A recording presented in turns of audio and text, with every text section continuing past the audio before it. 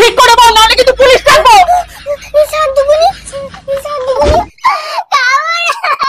খাবি, নাহলে কিন্তু পুলিশ ডাকবো। প্রতিদিন তোর বাহানা, তাই না? চল। আরে চলো, ওদেরকে ছেড়ে দিয়ে মার্কেট যেতে হবে তো।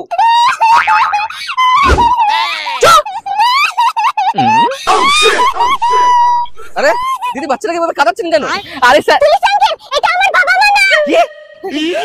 স্যার, ওকে জোর করে পড়াতে নিয়ে যাচ্ছি তো, তাই ওরকম বলছে। মা, এটা তোমার কি হয়? জানি না, এরা চোর, রাস্তা থেকে আমাকে কিডন্যাপ করেছে।